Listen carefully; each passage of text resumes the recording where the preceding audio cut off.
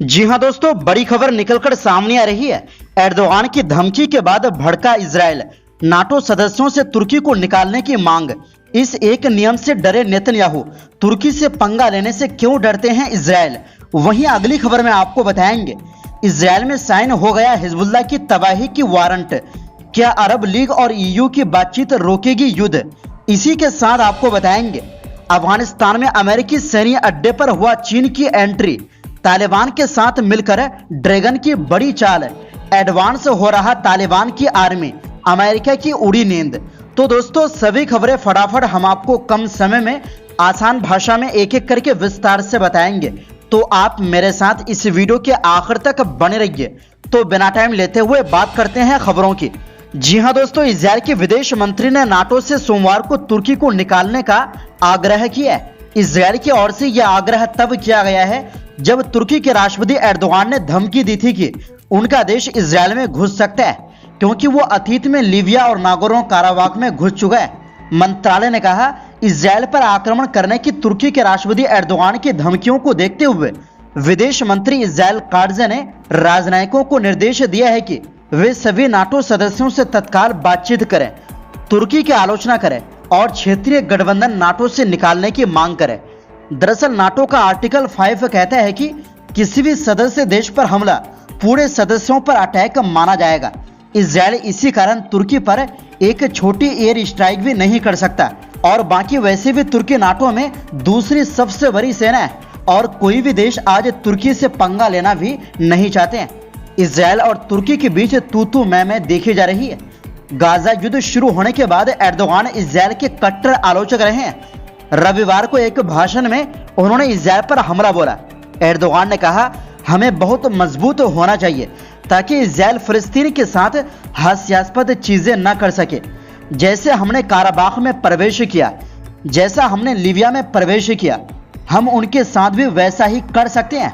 हालांकि एर्दोगान ने यह नहीं बताया कि वो किस तरह के एक्शन की बात कर रहे हैं। एर्दोगान के बयान के बाद इजरायली विदेश मंत्री ने उन्हें सद्दाम हुसैन कह डाला।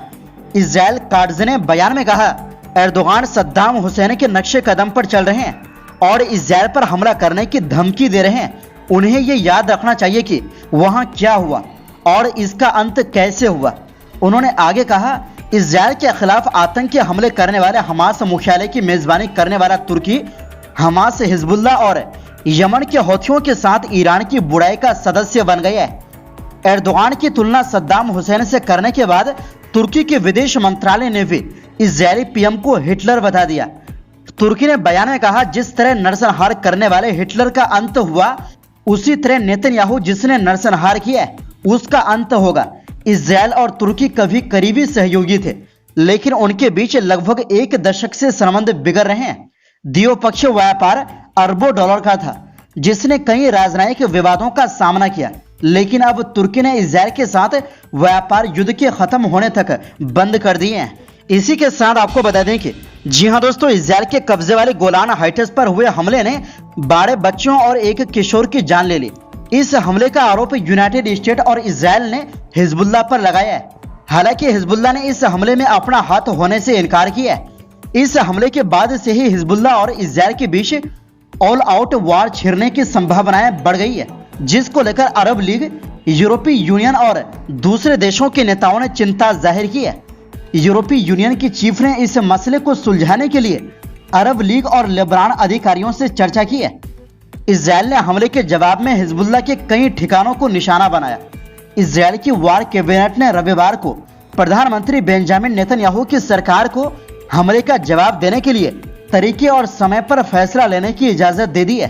अब नेतन्याहू सरकार तय करेगी कि हमले का जवाब कब और कैसे दिया जाएगा। नेतन्याहू पहले कह चुके हैं कि वो इस हमले का हिजबुल्लाह को कड़ा जवाब देंगे। वार कैबिनेट से अप्रूवल मिलने के बाद हिजबुल्लाह पर सख्त कार्रवाई के सभी रास्ते खुल गए हैं। दूसरी ओर हिजबुल्लाह ने भी इजराइल धमकी के बाद अपने स्मार्ट गाइडेड मिसाइल मूव करने शुरू कर दिए है। लेबनान सीमा पर बिगड़ते हालात को देखते हुए यूरोपीय यूनियन की चीफ ने अरब लीग और लेबनान अधिकारियों से मौजूदा हालात पर चर्चा की है। ईयू के विदेश नीति प्रमुख जोसेफ बोरेल ने बताया कि उन्होंने लेबनान के विदेश मंत्री अब्दुल्ला हबीब और अरब लीग के महासचिव अहमद अबुल घेद से गोलान हाइट्स के मजदल शम्स शहर पर रॉकेट हमले के बारे में बात की है, जिसमें शनिवार को 12 बच्चे और किशोर मारे गए थे। बोरेल ने कहा कि चर्चा का केंद्र मजदल शम्स हमले की वजह क्षेत्रीय युद्ध से बचने के तरीकों और गाजा में सीज फायर समझौता रहा। बोरेल ने सोशल मीडिया पर यह भी लिखा, पहले ही बहुत सारे बच्चे मारे जा चुके हैं। दुनिया के नेता जंग को रोकने और हिजबुल्लाह इजराइल तनाव को सुलझाने की कोशिशों में लगे हैं। वार प्लान पास होने के बाद देखना होगा कि क्या उनकी कोशिशें कामयाब होती है या एक और छोर पर युद्ध की शुरुआत हो जाएगी। इजराइल इस हमले का जिम्मेदार हिजबुल्लाह को मान रहा है और उससे बदला लेने की तैयारी में जुट गया है। गोलान हाइट्स के ड्रूज शहर पर हुए इस हमले ने फुल फ्लैश वार का डर बढ़ा दिया है। इजराइल की धमकियों के बाद हिजबुल्लाह ने भी कहा है कि अगर फुल फ्लैश वार होता है तो इसके परिणाम अच्छे नहीं होंगे। हिजबुल्लाह ने हमले को अंजाम देने से इनकार किया है, लेकिन उसने इजरायली सेना के ठिकानों पर अपने रोजाना होने वाले रॉकेट हमलों को भी जारी रखा है।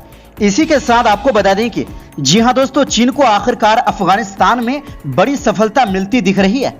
अफगानिस्तान में तालिबान के सत्ता में आने के बाद से ही चीन की नजर काबुल के पास स्थित एयरबेस बगराम पर थी। ये वही एयरबेस है जहां से अमेरिका पूरे अफगानिस्तान में अपने हवाई अभियान को चलाता था। ये एयरबेस राजधानी काबुल के पास स्थित है, जिससे उसका रणनीतिक महत्वपूर्ण काफी बढ़ जाता है। अब अफगानिस्तान से तालिबान के सूत्रों से खबर आ रही है कि चीन बगराम एयरबेस पर एंटी ड्रोन सिस्टम तैनात करने जा रहा है। चीन ने कई बार तालिबानी सरकार से इस अड्डे की मांग की थी, लेकिन एंटी ड्रोन सिस्टम लगाने की खबर से इस बात की पुष्टि हो गई है कि चीन की वहां तक पहुंच हो गई है। और इससे यह भी मालूम होता है कि तालिबान चीन के साथ अपने डिफेंस सिस्टम को मजबूत कर रहा है। यानी अब कोई बाहरी देशों का ड्रोन अफगानिस्तान में आजादी से घुस नहीं सकता, उसे मार गिराया जा सकता है। और तालिबान चीन के बीच दोस्ती अमेरिका के लिए झटके से कम नहीं है। वहीं अफगानिस्तान के चर्चित पत्रकार और इन दिनों कनाडा में रह रहे बिलाल सरवरी का कहना है कि इस बात की विश्वसनीय खबरें हैं कि चीन और रूस की टीमें काबुल और बगराम एयरपोर्ट का सर्वे कर रही है।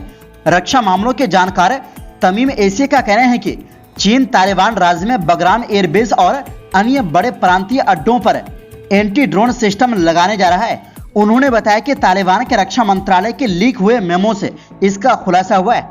इसमें कहा गया है कि तालिबानी चीनी इंजीनियरों की मदद से इन सिस्टम को लगाने जा रहे हैं। तालिबान को डर सताता रहता है कि अमेरिका और पाकिस्तान ड्रोन हमला कर सकते हैं। तमीम ने कहा कि यह दर्शाता है कि तालिबान और चीन के बीच सुरक्षा और सैन्य समझौते मजबूत होते जा रहे हैं। तालिबान के रक्षा मंत्री मुल्ला याकूब ने खुद ही 2 दिन पहले इस खबर का खुलासा किया था। बता दें कि चीन ने सबसे पहले तालिबानी राजदूत को मान्यता देकर दुनिया को चौंका दिया था। दुनिया से अलग थलग पड़े तालिबानी प्रशासन के लिए चीन का यह कदम वरदान की तरह से था। चीन जिस तरह से कदम उठा रहा है उससे साफ लगता है कि वो पर्दे के पीछे से तालिबानी प्रशासन को मान्यता देता है और रणनीतिक तथा आर्थिक लाभ हासिल करना चाहता है। चीन का इरादा अपने CPEC परियोजना को काबुल तक पहुंचाया जाए। चीन ने अफगानिस्तान में कॉपर को निकालना शुरू कर दिया है। चीन कई इंफ्रास्ट्रक्चर वाली परियोजनाओं को चलाना चाहता है। चीन साल 2013 तक सबसे ज्यादा विदेशी निवेश अफगानिस्तान में करता था। यानी तालिबान तेजी से रूस और चीन के करीब आ रहे हैं और साथ मिलकर अपने डिफेंस को मजबूत कर रहे हैं। तो दोस्तों, इस पूरी रिपोर्ट के बारे में आपकी क्या राय है? अपनी राय कमेंट बॉक्स में जरूर दें। इस वीडियो में बस इतना ही। तब तक देखते रहिए MW न्यूज।